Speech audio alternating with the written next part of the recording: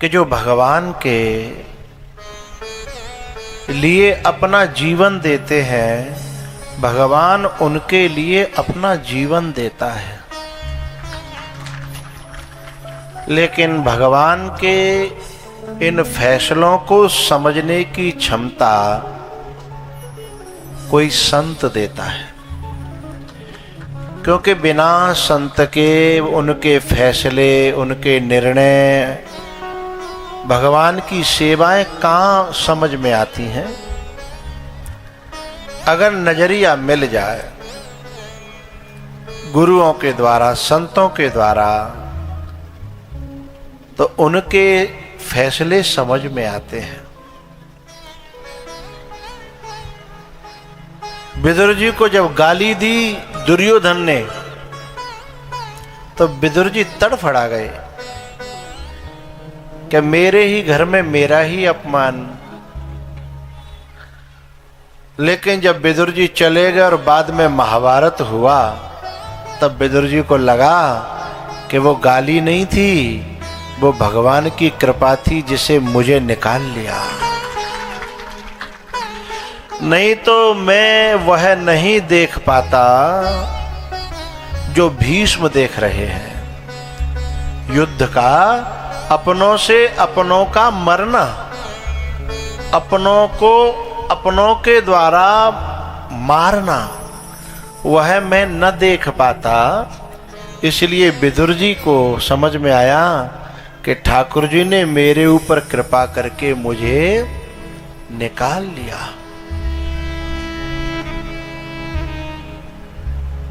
भैया, ये अम्बरीश जी की कथा आपने श्रवण करी। इसी 9वें स्कंध में और भी चर्चाएं हैं। मानधाता, शगर, अंशुमान, दिलीप, भगीरथ, ये सब सूर्यवंशी राजा हैं। इनका नाम ग्रंथों में आया है। क्यों आया है? क्योंकि ये गृहस्थ में रहते हुए भी भगवान के बड़े बड़े सेवक थे, बड़ी बड़ी तपस्याएं करी।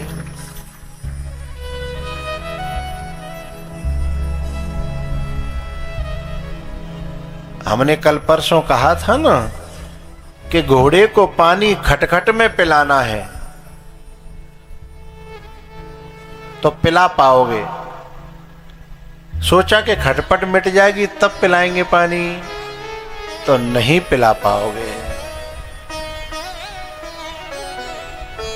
खटवांग, दीर्घ बाहु, रघु, अज और दशरथ, और दशरथ जी महाराज के कोई संतान नहीं होती थी, 3 रानियां थीं। फिर उन्हें गिलानी हुई और वे गए हैं गुरु जी के पास में। गुरुओं की झोली में, महापुरुषों की झोली में तो बहुत कुछ होता है, लेकिन हमारे अंदर पात्रता नहीं होती तो वो चाह करके भी दे नहीं सकते। वो तो तैयार बैठे रहते हैं कि जैसे ही दशरथ जी गए ना, तो तुरंत उन्होंने कहा, धरहु धीर होय सुत चारी, धरहु धीर, धरहु धीर होय सुत चारी, धरहु धीर। एक नहीं, वो तो एक ही मांगने आए थे, एक मिल जाए, लेकिन उन्होंने कहा एक नहीं। इनको कहा ही अलग अलग बैठे, अलग अलग बैठो, दूर दूर, दूर दूर बैठो ना।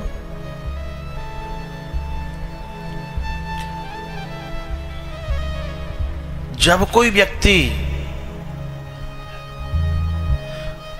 गुरुओं की शरण में जाता है, महापुरुषों की शरण में जाता है, तो पता है क्या होता है? वो पात्रता का इंतजार करते हैं और वो पात्रता डेवलप करने के लिए हर कोशिश करते रहते हैं। और पात्रता क्या है पता है? गुरुओं में जितने परसेंटेज विश्वास बढ़ जाए है उतना ही बड़ा हमारा पात्र हो जाता है। रामायण में कहा नोई निवृत्ते पात्र विश्वासा। पात्र क्या है? विश्वास। जो विश्वास हमने संसार पे किया है ना, वह संसार से हट जाए और भगवान पर और संतों पर हो जाए। है? जितनी मात्रा में होगा। एक पंक्ति है, सुनते हैं तेरी रहमत दिन रात बरसती है, सुनते हैं तेरी रहमत दिन रात बरसती है, तेरे दया के सागर से एक बूंद ही मिल जाए,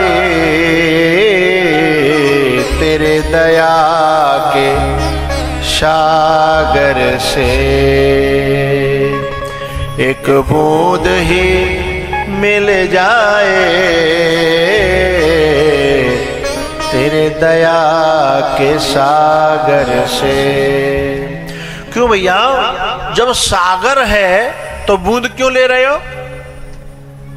जब सागर है तो बूंद क्यों? अरे टैंकर भर लो। क्योंकि हमारे पास बूंद के लायक ही क्षमता है। हमें उसके पास कोई कमी नहीं है, हमारा पात्र छोटा है। एक जो है कमंडल लेकर के कोई व्यक्ति जो है सागर के पास गया, बोले भैया हमने सुना है तुम्हारे पास बहुत जल है, जरा दे दो। सागर ने कहा भर लो। उसने भरा, बोला भैया तुमने तो बहुत कम दिया है। बोले मैंने तो कम दिया ही नहीं है, तू पात्र ही छोटा सा लेकर के आया है, मैं कहां से दूं। गुरुओं के पास, भगवान के पास में कहीं कोई कमी नहीं है, लेकिन जिसका दामन हो जितना बड़ा उसको सौगात उतनी मिली है। जिसका दामन हो जितना बड़ा उसको सौगात उतनी मिली।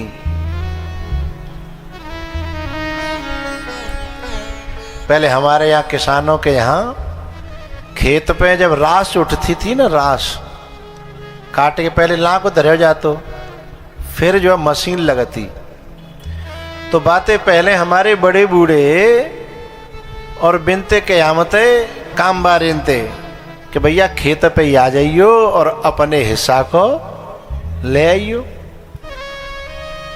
तो वो अपना जो है पिछोरा लेके या जो भी बा के पास कट्टा लेके बोरी लेके आ जाता था। और हमारे बड़ी बूढ़े कहते कि तो पे जितनो बांध हो जाए, जितनो तो पे ले हो जाए, उतनो ले जा। उस समय उस ले जाने वाले को लगता था कि मैंने अपने शरीर में उन्हें ताकत बढ़ा ली होती और ने कट्टू बड़ो है जातो तो आज 10-5 किलो और ज्यादा ले जाता।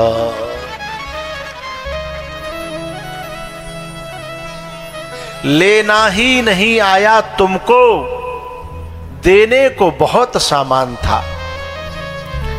लेना ही नहीं आया तुमको, देने को बहुत सामान था।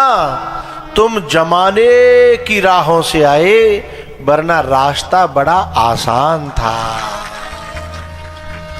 दुनिया के कहवे में, दुनिया की बातन में रास्ता बड़ा लंबा हो जाता है, हैं? इसलिए वशिष्ठ जी महाराज कहते हैं कि एक नहीं, दो नहीं, मैं तो चार चार लिए घूम रहा था, पर तुम ही ने देर कर दी, तुम आए ही नहीं हैं। धरहु धीर होए सुतचारी, धरहु धीर, धरहु धीर होए सुतचारी।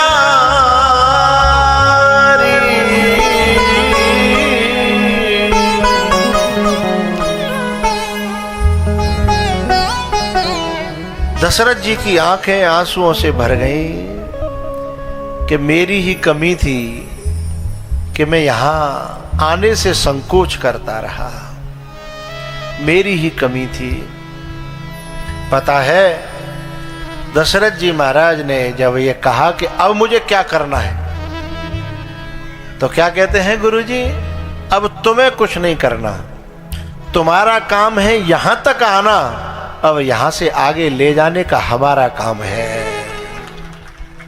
तुम्हारा काम, जैसे भगवान ने, रुक्मिणी ने जब पत्र लिखा कि श्रुत्वा गुणान भुवन सुंदर शृण्वतां ते निर्विश्य कर्ण विवरैर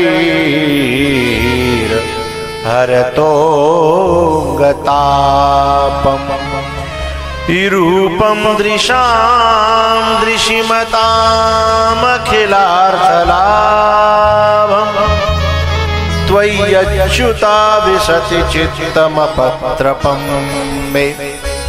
रुक्मिणी लिखती हैं कि मैं तुम्हारे गुणों को, तुम्हारी कथाओं को सुन सुन करके अब मेरा दुनिया में मन नहीं लगता, आप मुझे ले जाओ। कहते तो हम भी, हमारे बड़े बूढ़े कहते हैं कहे भगवान अब तो हमें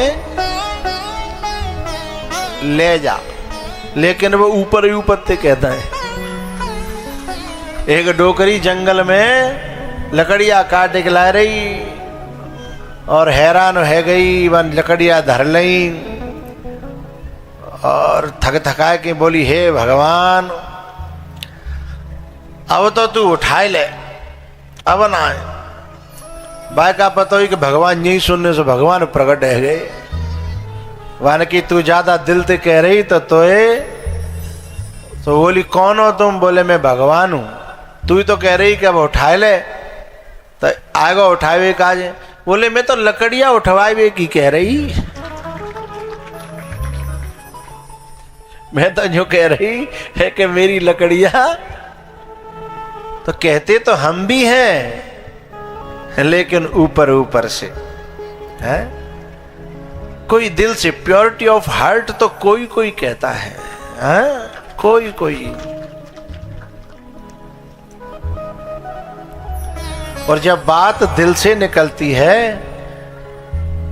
जब होठों से निकलती है तो कानों को छूती है, और बात जब दिल से निकलती है तो दिल को छू जाती है। कहते हैं ना, फलाने की बात मेरे दिल को छू गई। अरे वो निकली ही दिल से थी ना, दिल को तो छुएगी। और जो केवल होठों से निकली है वो केवल कान को छुएगी और बस वहीं रह जाएगी।